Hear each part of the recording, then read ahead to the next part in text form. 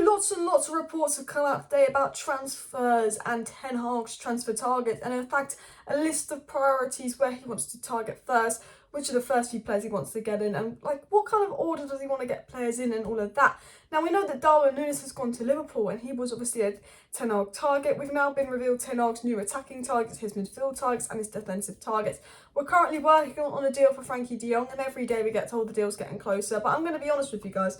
The situation from Frankie de Jong and Laurie Whitwell basically said it here. Manchester United do not want to be Barcelona's bailout amid their financial situation. They're resistant to instantly pay what Barcelona are asking for. Talks continue. That's basically what's been said about de Jong. It's also been said pretty much that de Jong is open to a move to Old Trafford, but you know, United are faffing around on the deal basically because Barcelona wants 74 million, United will pay 68. It was 68, now Barcelona asking for 74. United like, we don't want to be mugged off, we'll give you 68 million for de Jong, and United want to save like 10 million euros, 7-8 million pounds. So it's annoying because I just think, you know what, just pay the fucking money for de Jong. He's the number one transfer priority, and then let's go and get all our other targets. But we are faffing on the de Jong deal, and maybe that's why we've been linked to other players. But it's come out from James Ducker, a decent journalist, about Ten Hag's priority transfer list in order. He's saying his number one priority is midfield, followed by a forward, followed by a right back, followed by a centre back. Now, I think the fact that right back and centre back are on the priority list, Jurrien Timber, please.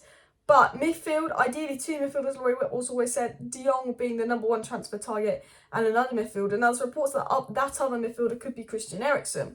Now, while I think Eriksen's a good player and a good target, and while United have made an official offer for Eriksen and he's 3, I don't mind Eriksen, de Jong and Sangare because Eriksen's 3 and Eriksen could just be your Mata replacement, but we need to replace Matic.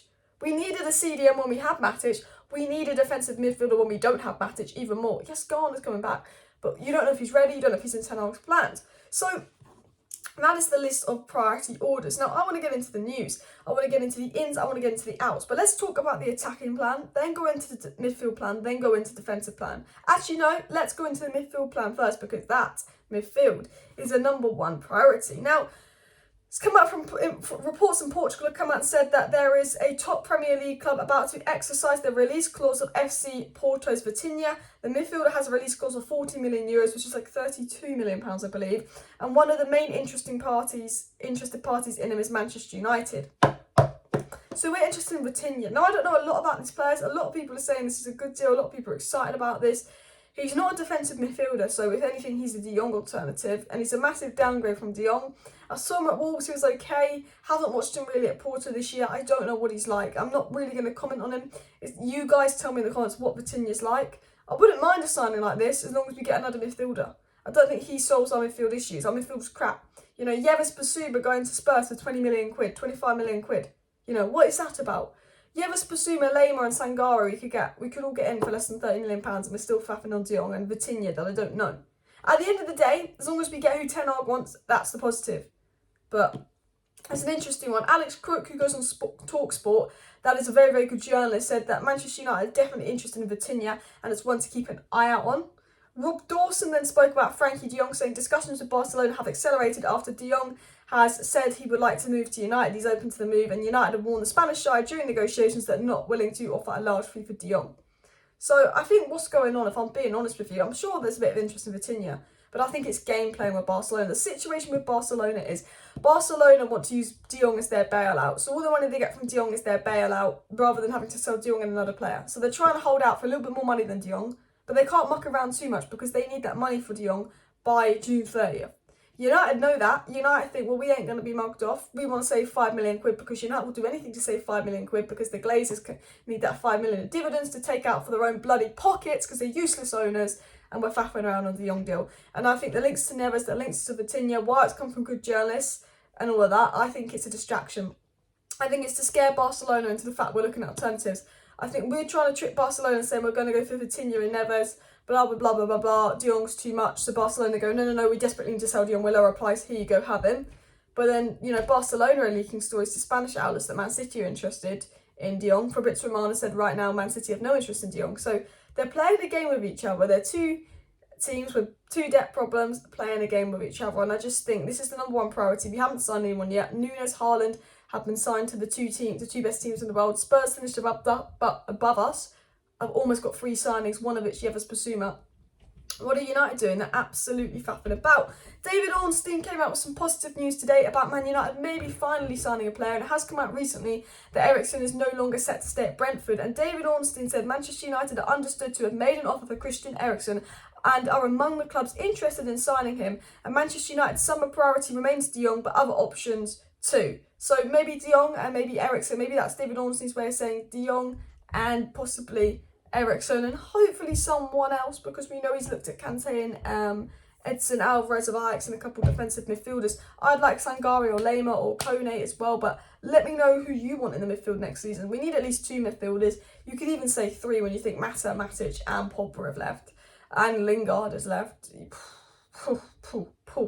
As well.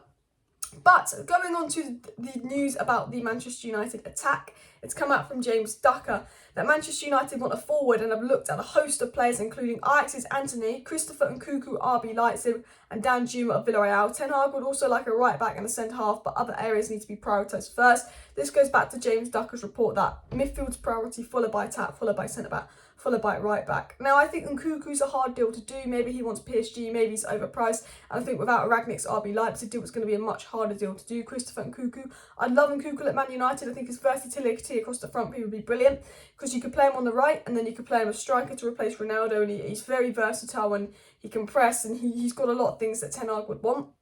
I think Antony's a great target because he's played on Erik Ten Hag and he's clearly someone Erik Ten Hag wants. So Dan Juma, I've not watched a lot of him, but he's been decent when I've seen him play, so I have no issue with it. At the end of the day, we've lost out on Darwin Núñez, and although striker was a priority, now we've lost out on Darwin Núñez. United are more open to either a versatile forward or a right wing with a left foot, because, you know, their main striker target's gone and the striker mark is a bit iffy, where if you want to get a striker, you've got to spend like 100 million at the moment. It's an absolute joke, and I think that's why we're looking at more versatile attackers. They have said, again, Sky said that United have made inquiries about Antony. We've known that for ages, Slow Sports News. And another priority for Man United is a forward, according to Sky, who can play across the front line, but not necessarily an out-and-out 9. And since the Darwin Núñez has gone to Liverpool, since that's confirmed, we've been more and more linked to Antony right wingers or versatile forwards like Nkunku. They don't have to be an out-and-out 9. And Laurie Whitwell has said that Ten Hag is expected to take a look at Anthony Martial during pre-season, and Martial leaving this summer is not considered clear-cut. I think the situation with Martial is, because we've lost out on Darwin Núñez, because it's going to be hard to get an out-and-out 9 in, and Martial can play 9, I think Ten Hag would like to keep Martial. I think he would. I think he's a technical player. I think Martial's a player that could work very well under Erik Ten Hag. I think the situation is that, you know, Martial wants to leave. If, you know, Ten Hag doesn't want Martial at United, if Martial's made his mind up that he wants to leave. You know, Ralph Rangnick's first week, Martial made his mind up that he wanted to leave. He didn't even want to say, yeah, Ralph, new manager, you're going to give me a chance. He made his mind up that he wanted to leave. And I'm worried Martial's going to do that with Ten Hag. And if Martial makes his mind up that he wants to leave under Ten Hag, well, Ten Hag's not going to play. He's only going to want to play players that want to be here and under his instructions. And I think Ten Hag, if Martial wanted to stay, I think Ten Hag would use him. I think because there's still a good player in Martial. I think Ten Hag, because of how shit our board is and how hard it's going to be to buy and sell players because our board are useless, I think Ten Hag's going to make do with a lot of our current players. But Martial wants to be the main guy. He doesn't want to be starting behind Ronaldo. And I think he will, you know, he won't be starting ahead of Ronaldo. And I think that Martial will want to go. But the question is, can you sell Martial?